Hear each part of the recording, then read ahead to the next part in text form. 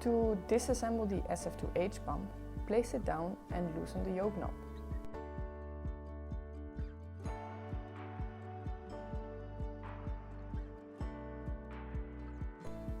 Remove the suction air vessel.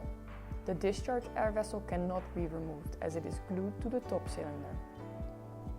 Loosen the wing bolts completely.